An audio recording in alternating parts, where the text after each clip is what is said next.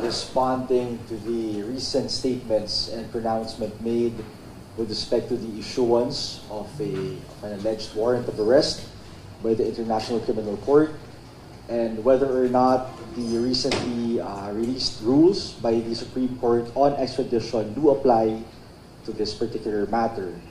So we were joined this morning by Chief State Counsel Dennis Chan and the Prosecutor General Richard Fadulyon.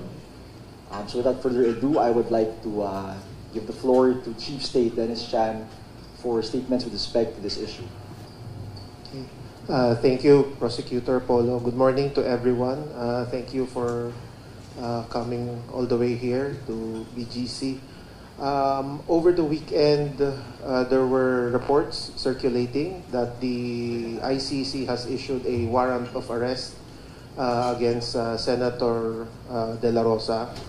And it was mentioned that the process to be observed in implementing this warrant of arrest is through extradition. This now was related or connected to the recent issuance of the Supreme Court on the rules on extradition.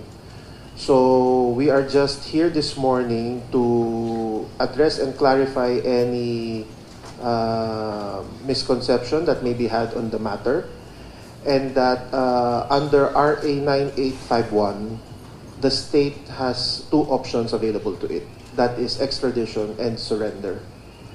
So to close the door on one option and just focus entirely on extradition is limiting the state's discretion under Section 17 of RA 9851. I'd also like to inform everyone that the Supreme Court rules on extradition was actually brought about by the Department of Justice request for the Supreme Court to come up with uniform guidelines on how to resolve requests for extradition. This request was relayed to the Supreme Court sometime in the first or second quarter of 2023. And several meetings of a technical working group were conducted to deliberate and come up with the final draft of these rules on extradition. It just so happened that the rules came out at this point in time where all of these issues or controversies surrounding extradition is being discussed publicly.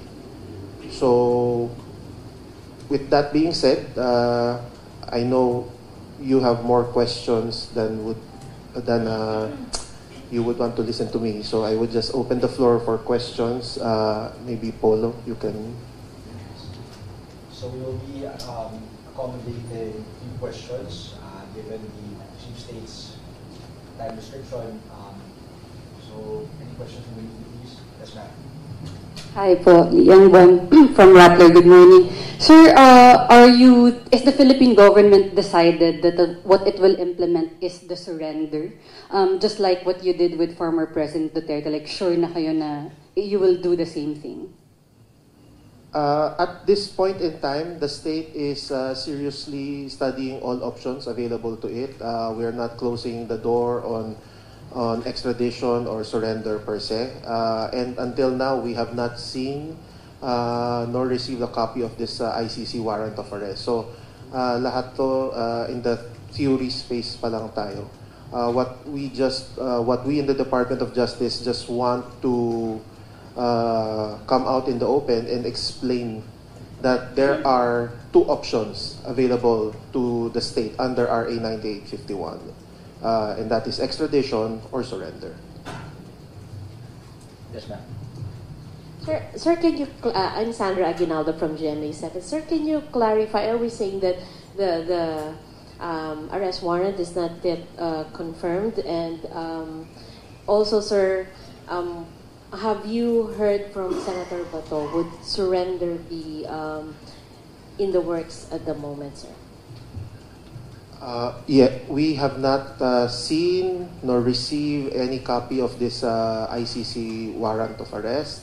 We are just reacting to what we heard over the weekend and what has been circulating online. As to the senators, to the good senator reaching out to us, we have not received any, nor I don't think he will be making such a representation considering na wala pa. There's nothing to speak of. No ICC warrant. Sir. Sir, Adrian Ayaling po, ABS-CBN. Sir, what's keeping the government from choosing yung surrender na option considering yun po yung ginawa last time? Bakit hindi po uulitin yung ginawa last time kay former President Duterte? Well, the government, we are just one piece of the entire structure of government. So a lot of considerations would have to be taken. We are also mindful of the fact that there are still pending petitions before the Supreme Court. So as a matter of practicality and yung propriety, we may have to wait for the Supreme Court to decide on the issue because our position is that is the one being questioned by the camp of the former president. So, yun, madaming mga kailangan timbangin, maraming kailangan na tingnan na aspeto from different angles. No? Yeah. But sir, theoretically, if you are going to differentiate the two, yung surrender and yung extradition, ano po yung mas madali and mas practical na gagawin ng government if and when na meron na pong arrest warrant? Theoretically speaking, the faster approach would be surrender because if we go through the extradition route, there will be a request for extradition coming in through the Department of Foreign Affairs. It will be transmitted to the DOJ for evaluation. We will file it with the proper trial court. Magkakaroon ng pseudo hearing to determine whether or not the request is compliant with the extradition treaty and the extradition law of the Philippines, after which doon lang ma-extradite yung tao. So we are looking at possibly months, whereas kung surrender, very definitely shorten ang process time. Yes, ma'am. Good morning, Jonah po from Asahi Shimbun. Is the fact that Senator Bato is a serving lawmaker, is that a factor in your consideration if you can surrender him? I could not comment on that for the meantime.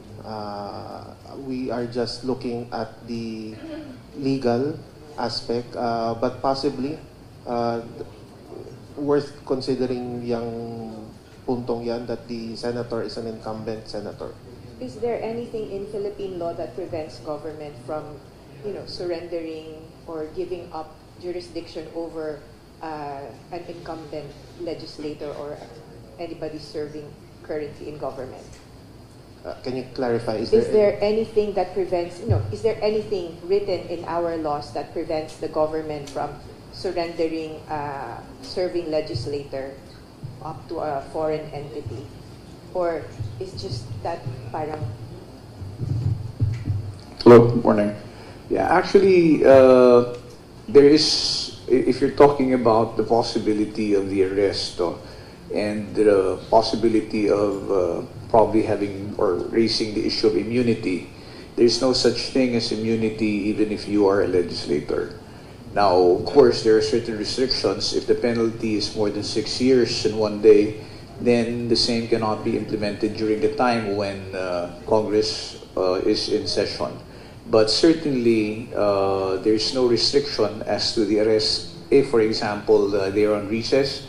Although we have heard the senator, the good senator, already make some statements before that he would seek possible asylum or refuge in the Senate. We do not know if that is the position that he still would be taking at this time. But certainly that is one matter that can be or that will be taken into account in deciding what action or what course of action the government will take. Yes, sir. So can we consider if hypothetical warrant of arrest by the ICC can we consider it as a request within the context of an extradition, considering that we are no longer signatory? Mr. Chan. Theoretically, no.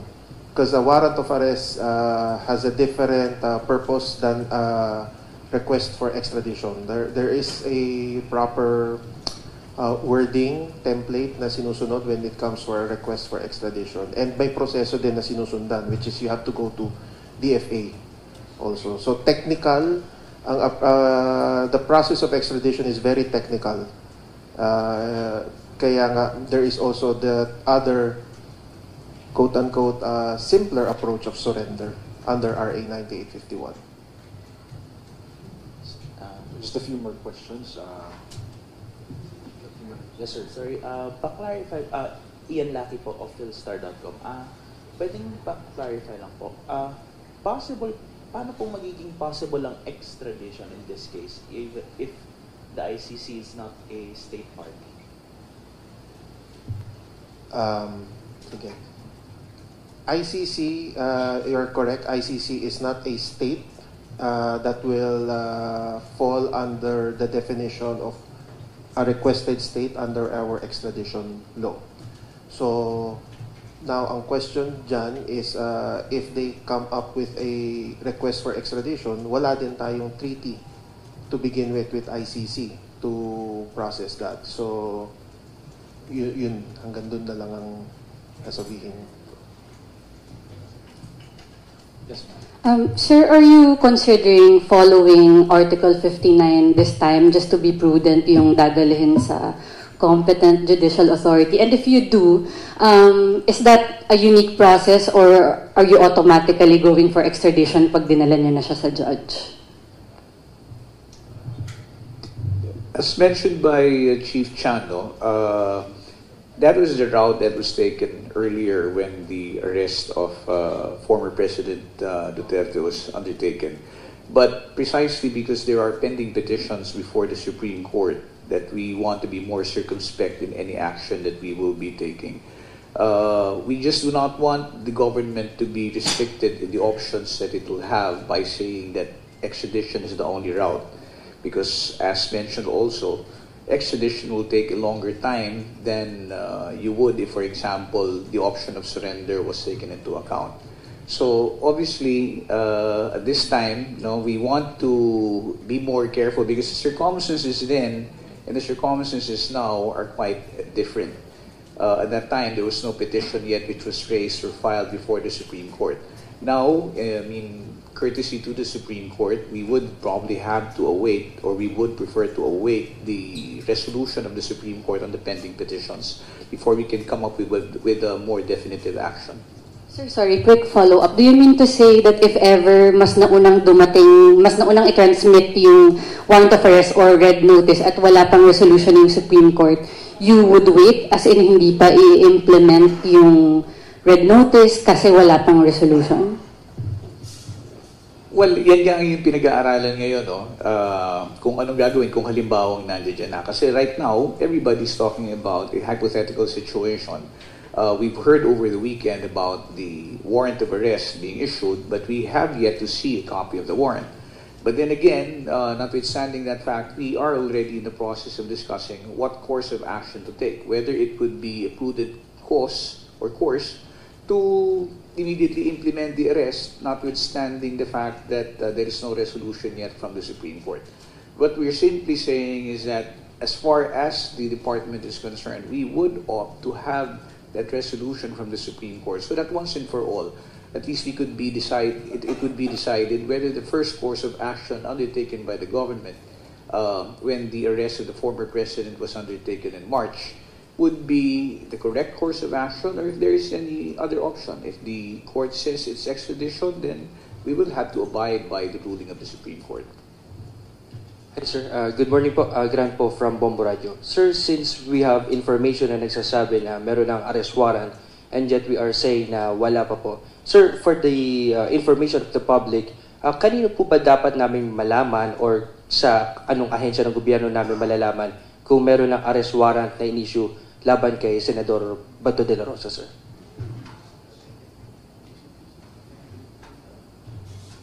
I suppose it would have to be coursed through the Department of Foreign Affairs if there was really a copy of the warrant, and then the Philippine Center for Transnational Crimes would be the ones who would have or would be furnished a copy of the same. Then that's the only time transmittals would be made to the relevant agencies or law enforcement agencies directed to implement the same. Sir, to clarify lang, Chief, yung option na surrender, does that include voluntary surrender on the part of the extraditee?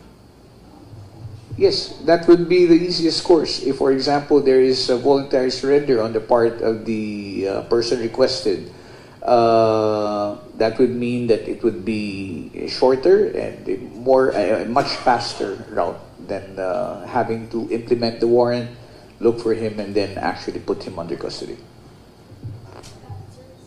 But sir, at this point, are we monitoring already the whereabouts of the senator, or wala pa naman po requests from the Interpol? Right now, I don't think there is any request yet coming from the Interpol, and I don't think it would also be right for us to be monitoring the movements of Senator Bato, considering the fact that there is no warrant yet that we have seen. I think it would be best to wait for the warrant to be there and then take the necessary course of action after that. Okay.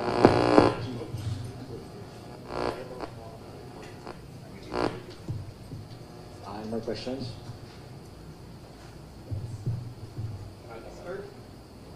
So yung sa clarify lang yung sa petition sa Supreme Court, ito yung kay former President Duterte, tama sir? Pero pag ganun ba sir, kasi yun nga, yung circumstances noon, yung arrest ni former President Duterte yung pinag-uusapan. Pero this time, kay Bato, mag-a-apply din po ba yun? Remember, the one who filed the petition at the time was it was Senator Bato de la Rosa. Okay, so we cannot say that why would we have to wait when it pertains to or the petition refers to the former president. Actually, it made mention of the procedure which was adopted by government when it implemented the warrant of arrest in March. But since the petitioner in that particular case is Senator Bato de la Rosa himself, we find it best that we also await, we wait for the resolution of the Supreme Court on the matter. Yes, that is correct. Sir, quickly, would you know kung submitted for reso na yung mga petition? Well, we have been following it up with the Supreme Court. Now we have been told to just wait.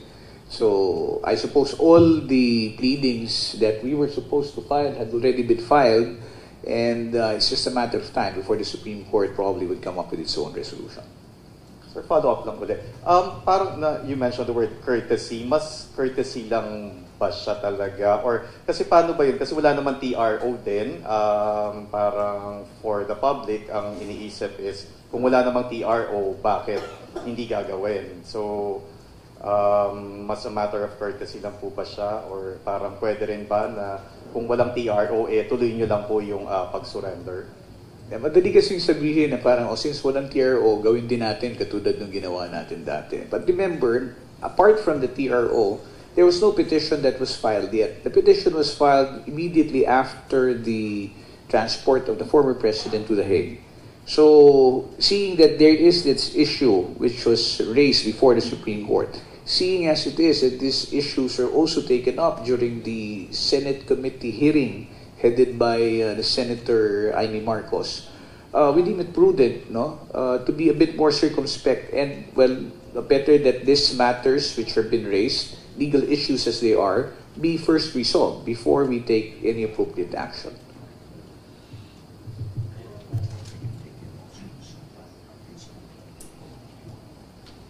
The floor is also open to questions regarding updates or developments with respect to the 5 flood control cases. So we invite the media to ask questions as well on this matter. Sir, what can we expect on Friday? Sa Friday po, sir, yung hearing? Yes, we were supposed to have the first hearing scheduled for the first 5 cases on ghost projects, which are pending before the Department of Justice to be scheduled for preliminary investigation yesterday. Unfortunately, the weather was not as cooperative, so we decided to forestall the the hearing scheduled yesterday and move it to this Friday. This Friday, the parties, through their lawyers, have already been informed of the resetting. We have gotten, the prosecutors have gotten in touch with them or are getting in touch with them for the schedule on November 14. No? We expect that on November 14, parties will probably be there together with their lawyers to secure copies of the complaints. The complaints in these cases are quite voluminous, so rather than send it out through registered mail, the prosecution teams opted to have the parties come to the department to secure their copies, make sure that they have all the documents that they need so that they can prepare their defenses. So wala pa, sir, counter affidavits na may sasubmit? Well, as of by this Friday, I don't think there will be any counter affidavits that will be submitted yet.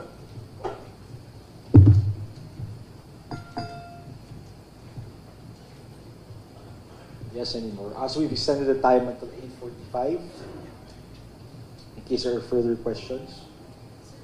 Yes, ma'am. Update na rin ba, sir, dun sa iba pang Pinay, dun sa mga lawmakers? Di ba may filing din po sa, kung namin sa NBI or Department of Justice? Yes, there were cases that were referred to us, and this is undergoing evaluation. So technically, we cannot make any disclosures yet on the on the facts or pertinent facts pertaining to those cases up until the evaluation process is finished.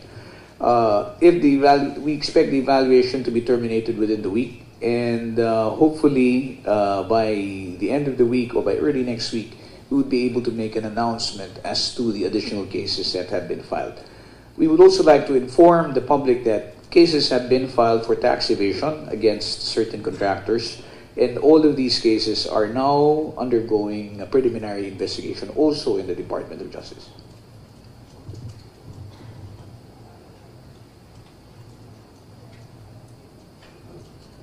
No more? Okay, so with that, thank you for your time.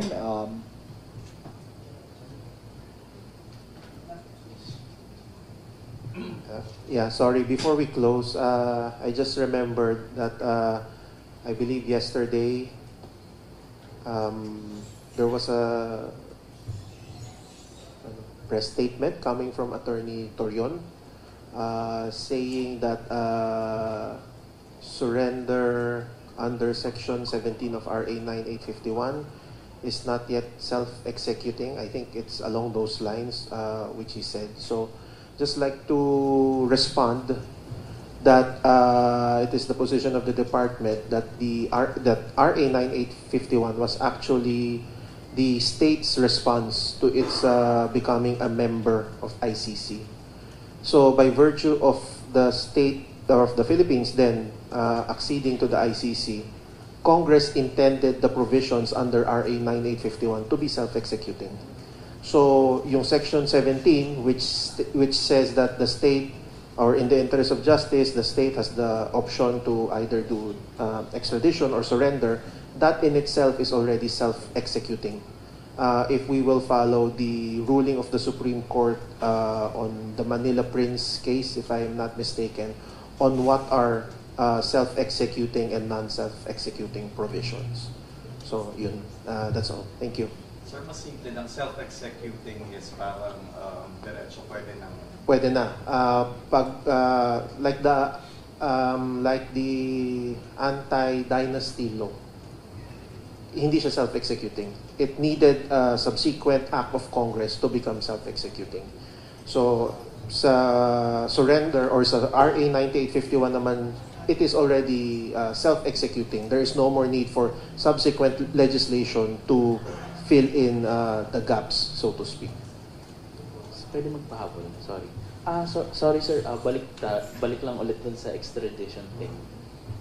What possible ba to? Like, for example, if the International Criminal Court goes through the Interpol, and then dahil tayo ay member pa rin ng Interpol, and the Interpol goes through us to implement that, would that be still possible right now? I believe that is more or less the same with what happened previously. So, it's still pending. Possible siya, that's one of the options, but again, as PG mentioned, better to adopt a wait and see approach for the meantime. The state is not closing its doors on any option available to it under RA 9851 and other laws as well. Okay. Okay? Yes, ma'am. Ako. So isang clarify na lang, you haven't heard if the DFA or the PCTC already has the warrant in hand. Wala pong ganong communication sa inyo. Thank you po.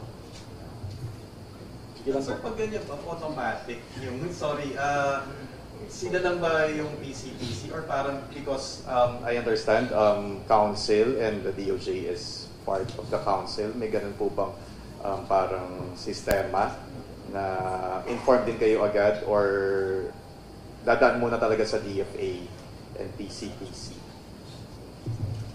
As far as I know, it would be coursed through. Like the last time, I'm not so sure about DFA, but I'm definite about PCTC. Now, the PCT was the one who received it, and they were the ones who supposedly received the red notice and copies of the warrant. So, if that is the same route that, if you're asking that if that same route can be taken again, it most likely will be. No, pero as of now, we cannot really say, no, because we have not received any communication coming from either the Department of Foreign Affairs or the PCTC as to the fact of receipt of the warrant against Senator De La Rosa. Sir, clarify po ulit. Gaano po kabilis yung process? Like, if the DFA receives the copy of the warrant and then they transmit it to the appropriate agency, pwede po ba siyang yung within the day ma-execute na, or do we have to wait for a certain number of hours, or do we have to wait for some signatories before you can transmit the warrant? Well, if I base it on the events of March earlier this year, the transmittal was quite fast. So the question now of implementation, like I said, dito na ngayon tayo kasi sinasabi nga natin, we're still studying the options, the legal options that are available to the state as far as implementing the warrant and how it should be implemented. But as far as the transmittal is concerned, if that's what you're asking, yes, the transmittal can be done quite quickly. Sir, would there be a negative impact in case the country does not comply with the request from Interpol or either from ICC, considering we're no longer a member? It is possible. We live in a world of interconnected countries and nations na. So we belong to an international community of nations. Even if we may not be part of the ICC anymore, there is still that principle of reciprocity that governs between relations among nations, and in fact, reciprocity and comity. So while legally hindi tayo makumpel, but meron din tayong tinitimbang on the diplomatic implication naman of that. So, ano yung magiging disadvantage if in case we don't comply? Are we gonna lose anything? I think that would be more of DFA's jurisdiction. But like for example, in coordinating with the Interpol? Well, it's already publicized, but if I may, the return of Mary Jane Veloso to the Philippines from Indonesia was a parang gesture of good faith coming from Indonesia. Yun yung mga aspects or areas of cooperation that we may not be able to tap on in the future if masyado tayong nagmatigas na wala naman tayong treaty that speaks of doing this. Sir, does it also apply dun sa mga ibang cases of personalities na may pending allegedly na extradition request? Which one? Yung the negative? For example, sir, yung kay Pastor Apollo Kibuloy.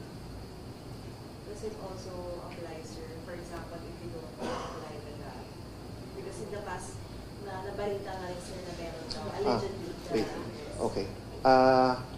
I could not yet comment on the issue surrounding Pastor Kibuloy. However, when it comes to the United States of America, we do have an extradition treaty with them. And once we receive a request for extradition coming from a treaty partner, then we are obligated to evaluate it, assess. Kung kulang, we inform them what's lacking. If it's sufficient, then we proceed to file the request for extradition in court. So yun kasi may clear treaty that governs the situation and the process. That's why we have to comply. But in those instances that you inquired earlier na walang treaty, then that state would have to weigh whether we would comply or give in on the basis of reciprocity. But sir, wala pa bang request from the US? About? No, an extradition request for Pastor Kibuloy? None. Okay, sige po. We have 1 minute. one more minute. So this will be the last question we will be entertaining. Sir, clarify ko lang dun sa question, follow up lang dun sa question kanina on the impact if we will not surrender, Senator Bato. So ang option lang natin is compliance, but it will depend on the legal option. So yung length lang ng ang pag-uusapan natin kung saan yung route siya mapupunta, but we will have to comply. Tama ba yun?